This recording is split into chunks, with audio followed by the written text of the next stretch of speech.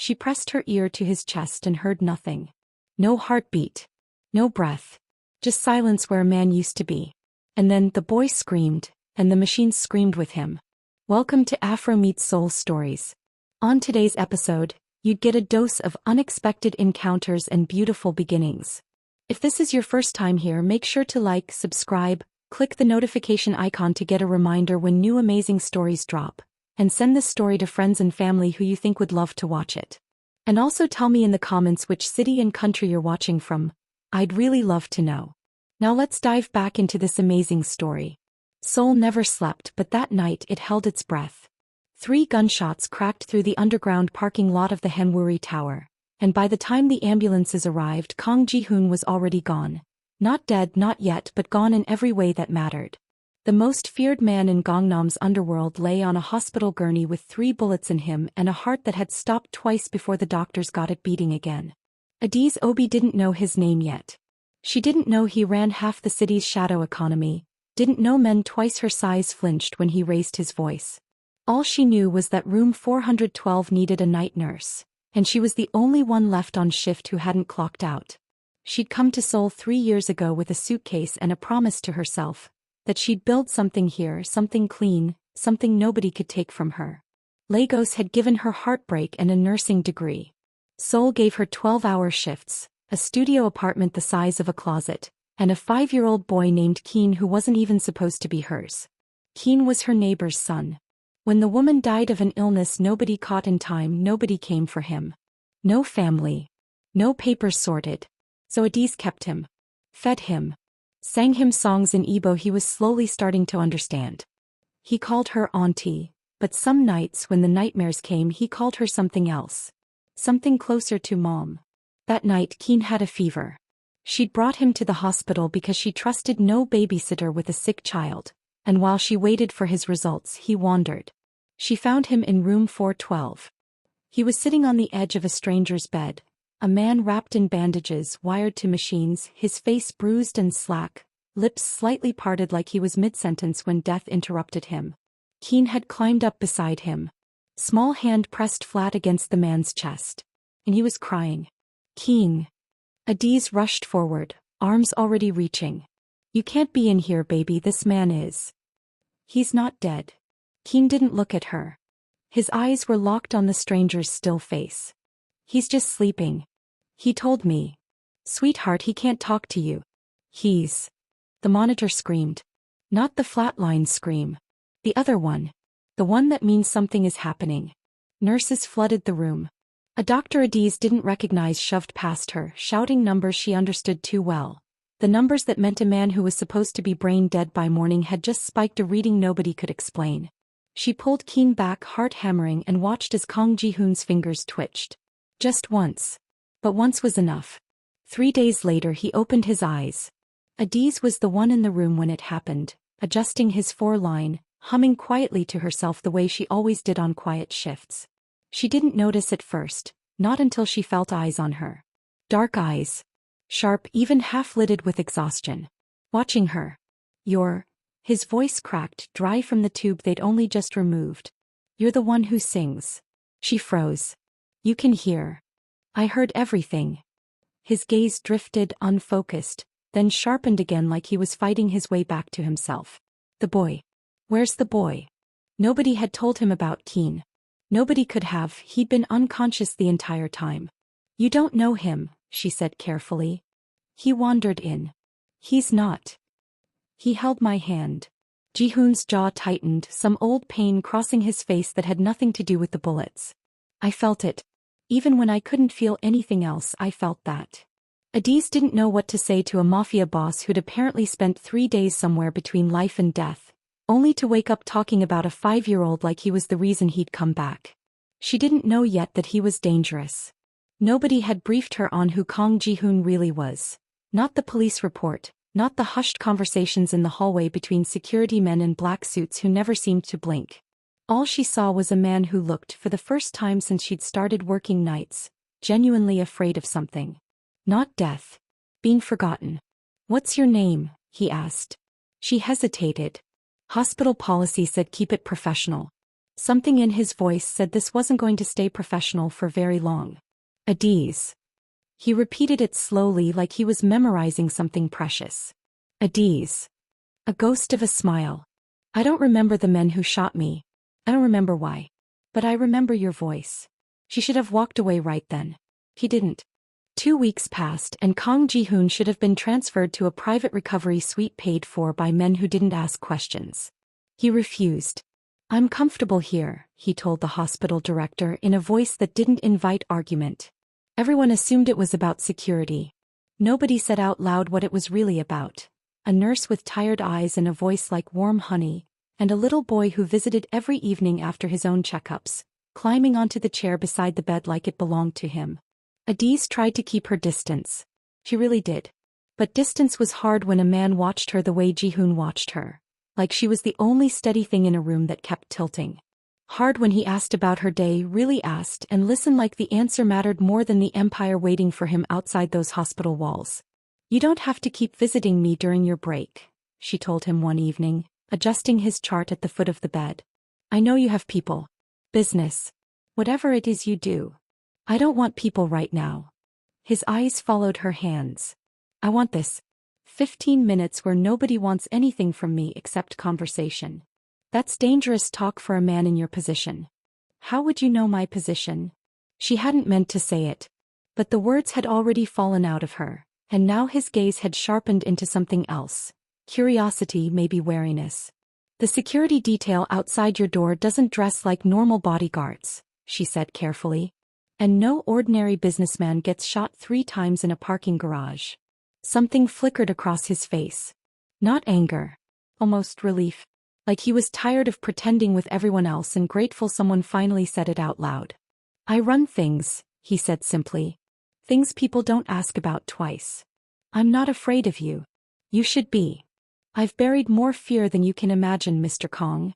Her voice dropped, quiet and steady. A gangster with a soft spot for a crying child doesn't scare me. He laughed. Really laughed, the first sound like that she'd heard from him, rough from disuse but real. Nobody talks to me like that. Then maybe nobody's been honest with you in a while. Keen adored him. That was the part nobody expected, least of all Adaeze. The boy who flinched at loud voices, who still woke up some nights crying for a mother who was never coming back, sat comfortably in the lap of one of Seoul's most dangerous men and told him, in broken English mixed with Igbo, about his favorite cartoons. He listens different from other grown-ups, Keen told her one night on the walk home, small hand tucked into hers. He listens like I matter. Adaze's throat tightened. She didn't answer right away. Because that was exactly it. That was exactly the problem. Ji-hoon listened to her too, like she mattered. Like the years of quiet sacrifice, the exhaustion of raising a child that wasn't biologically hers while chasing a nursing license in a country that still saw her as an outsider, weren't invisible to him. He noticed things. Small things. The way her shoulders dropped when she thought no one was watching. The way she went quiet whenever anyone asked about her family back home. He never pushed. But she felt the questions sitting behind his eyes every time she walked into that room. And that terrified her more than any gunshot wound ever could. Because Adaeze had loved before. Fully. Recklessly. She'd built a life around someone once. A life that included a nursery, tiny socks folded in a drawer, a name already chosen. And she'd buried all of it in a hospital just like this one 4 years ago in a city very far from Seoul. She never talked about it. Not to coworkers. Not to friends. Not even to Keen, who she loved like her own but who would never replace what she lost. Ji-hoon didn't know any of that yet. But something told her. The way he looked at her, the way he seemed to see straight through every wall she'd built, he was going to find out. And when he did, she wasn't sure she could survive opening that wound again for a man whose world came with more danger than love could outweigh. The night before his discharge, Ji-hoon asked her to sit with him. Not as his nurse. To sit. He should have said no. Every rule in her, every scar from her past, screamed at her to keep the wall up. She sat anyway. Tell me something real, he said quietly, staring at the ceiling. Not hospital small talk. Something true. The silence stretched long enough that she thought she might actually say it.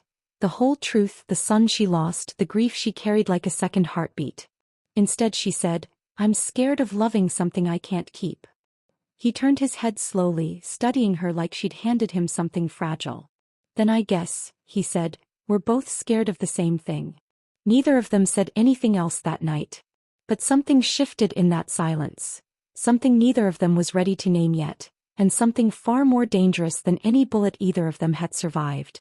What do you think is really going on with Adaeze's past? Drop your guesses in the comments. I want to see who figures it out before the reveal. And hey, if this story already has your heart racing, hit that subscribe button now so you don't miss what happens next. Ji-hoon didn't go home to a mansion. He went home to a fortress, glass walls, silent guards, a penthouse that felt more like a museum than somewhere a person actually lived.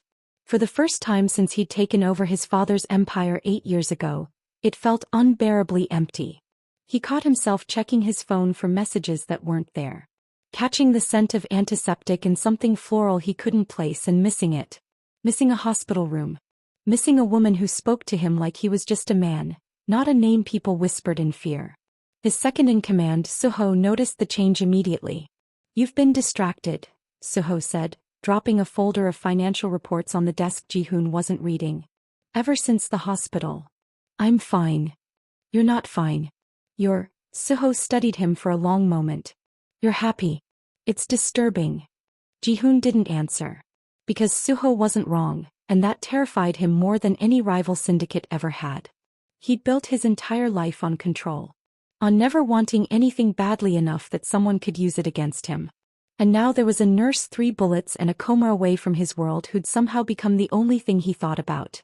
And a little boy whose small hand on his chest had, impossibly, pulled him back from the dead. He told himself he'd stay away. That dragging her into his world was a death sentence dressed up as romance. He lasted 4 days. He showed up at her apartment building on the 5th evening, no security, no entourage, just him in a plain black coat, looking more nervous than a man who commanded fear for a living had any right to look. Adaeze opened the door and nearly dropped the bowl of rice in her hands. You can't be here. Her voice came out sharper than she intended, eyes darting to the hallway like danger might be following him. Do you know what it means if the wrong people see you outside my apartment? I know exactly what it means. His jaw tightened. I came anyway. Ji-hoon. I couldn't stay away. The words came out rough, almost angry at himself at the truth of it. I've tried. 4 days. I don't know how to explain it, but something happened to me in that hospital bed, something bigger than the bullets. I woke up different. I woke up needing. He stopped, jaw working.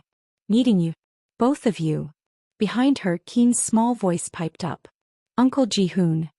The boy barreled past her legs and wrapped both arms around Ji-hoon's waist before either adult could react. And something in Ji-hoon's carefully guarded face simply broke open. He knelt down slowly, ignoring the way his stitches pulled, and hugged the boy back like he was the most important thing in the world. Adaeze stood frozen in the doorway, watching a man capable of unspeakable things hold her son like something precious he was terrified of losing. And God help her, her heart cracked wide open. She let him in that night. Not into her world completely, not yet, but enough. Enough for dinner at her small table, for Keen to fall asleep against his side during a cartoon neither adult was actually watching, for Ji-hoon to carry the boy to bed with a gentleness that didn't match anything she'd heard whispered about the man he really was. When he came back to the living room, she was waiting with 2 cups of tea and a question she'd been holding back for weeks. Why do you care so much about a child who isn't yours? Ji-hoon sat down slowly, staring into his cup like the answer was hiding somewhere inside it. When I was 7, he said quietly, my father put a gun in my hand and told me to prove I belonged to this family. I didn't understand what that meant until years later. That love in my world always came with conditions. You had to earn it. Prove your loyalty. Prove your strength. His voice dropped lower. Nobody ever just held me. Not once. Not without expecting something in return. He looked up at her, eyes glassy in a way she'd never seen from him. That boy held my hand while I was dying, Adaeze. He didn't want anything from me. He just didn't want me to be alone. His throat worked. I don't know how to walk away from that. I don't know how to walk away from either of you. Adaeze's hands trembled around her cup. Because she understood exactly what unconditional love cost when the world came to take it away. She'd loved like that once, fully, foolishly, and lost everything. There are things about me you don't know, she said quietly. Things I've never told anyone here. Then tell me. He reached across the small space between them, fingers brushing hers. I'm not going anywhere. She almost told him. The words were right there, rising in her throat like they'd been waiting years for permission. Her phone rang. An unknown number. Nigerian country code. Her whole body went cold. I have to take this, she whispered, already standing, already shaking. She didn't see the way Ji-hoon's expression shifted, didn't see the flicker of fear crossing the face of a man who'd survived 3 bullets, now suddenly afraid of something a phone call could take from him. This is where things start to unravel, and I need to know. Do you think Ji-hoon can really leave his old life behind for her, or is he lying to himself? Let me know in the comments, and if you're feeling this story, smash that like button and subscribe right now so you don't miss where this goes next. The voice on the other end was thin, crackling with distance. Adaeze. It's your auntie Kayamaka. I'm sorry to call so late, but it's about the boy's father. Clay. He's been asking questions. He knows you're in Korea. Adaeze's sneeze nearly gave out. She hadn't heard that name in 4 years. Kalechi. The man she'd loved once, the father of the son she buried, the man who disappeared the moment grief demanded something from him instead of just love. He'd left her alone with a dying baby and a hospital bill she paid off working double shifts for 2 straight years. He never once looked back. He'll know. What does he want? Her voice came out barely a whisper. He's remarried. Rich now, married into money. And he's saying things, Adaeze. Saying you took something from him. Saying he wants to make things right by taking the boy you're raising now, since he can't get back what he lost. The room spun. Keen isn't his. Keen isn't even mine biologically. He can't just. He has lawyers, Adaeze. He has money. And in this country, money finds a way to make lies sound like truth.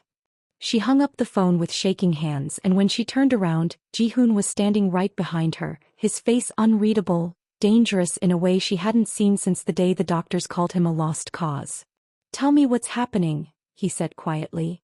Right now. And for the first time since arriving in Seoul, Adaeze Obi told someone everything. The son she lost. The man who abandoned her in her darkest hour. The years of silence she'd built like armor around a wound that never fully closed. And now, a threat crawling across an ocean to take the only child she had left. By the time she finished, Ji-hoon's jaw was clenched so tight it looked carved from stone. He's not taking that boy, Ji-hoon said, voice low, lethal. Not while I'm breathing. Ji-hoon, this isn't your world. This is mine. I can't ask you to. You didn't ask. He stepped closer, cupping her face in both hands, forcing her to look at him. I'm choosing. Do you understand the difference? Nobody makes me do anything, Adaeze. I choose this. I choose you. I choose him. His voice cracked slightly on the last word. Nobody takes what's mine to protect. For the first time she let herself lean into him completely, let herself be held by a man dangerous enough to end threats most people couldn't even imagine, and gentle enough to make her believe for one reckless moment that maybe love didn't always end in loss. But danger doesn't wait for love to catch its breath. 3 days later, Suho burst into Ji-hoon's office, face pale in a way that immediately set every alarm bell ringing. The Choi family knows, Suho said breathlessly. About the nurse. About the boy. They know you've gone soft, boss, and they're saying it's the perfect time to strike while you're distracted. Ji-hoon's blood ran cold. How do they know? Someone's been watching the hospital. Watching her apartment. I don't know who leaked it, but Suho hesitated. They sent a message an hour ago. A photo. Of her and the boy leaving the grocery store yesterday. The threat was clear without a single word needing to be said. Ji-hoon's enemies had found his one true weakness. Not a rival's bullet, not a business betrayal, but a woman with tired eyes and a child who wasn't even his blood. And they intended to use it. That evening, Adaeze noticed the black car parked outside her building for the 3rd night in a row. Not Ji-hoon's security. Different men. Colder eyes. She pulled Keen closer on the walk inside, heart hammering, every nursing-honed instinct screaming that something had shifted, that the fragile peace she'd built with Ji-hoon was about to collide violently with the world he came from. Her phone buzzed.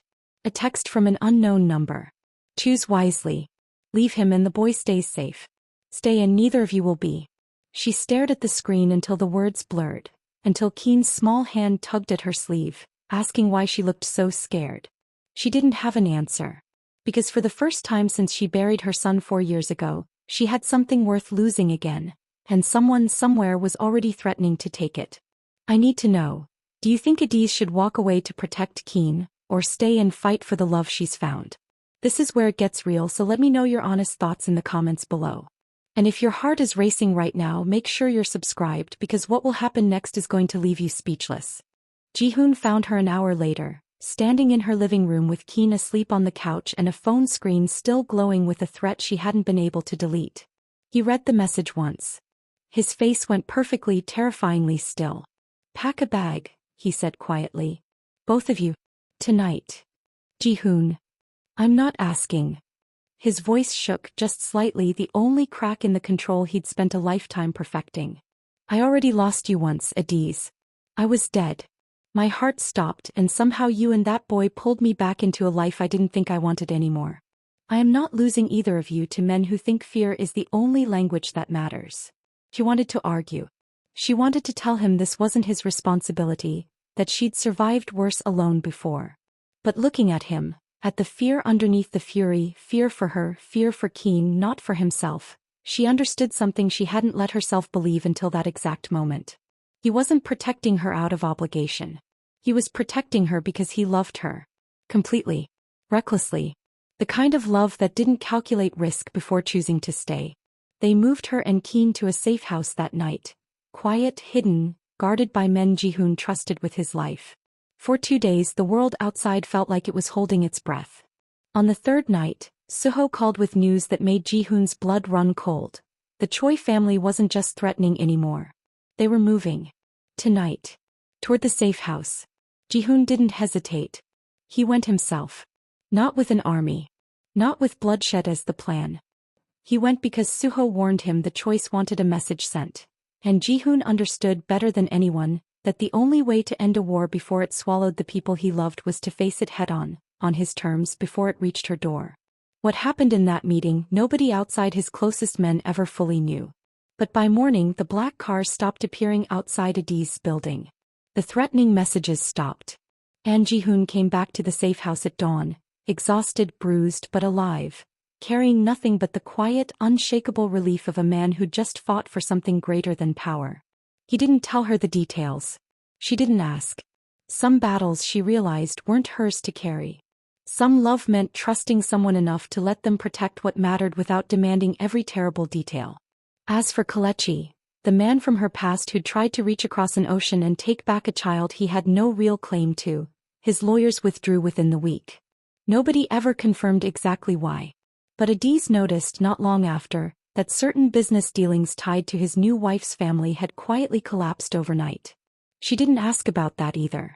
Some ghosts, once confronted, simply knew better than to return.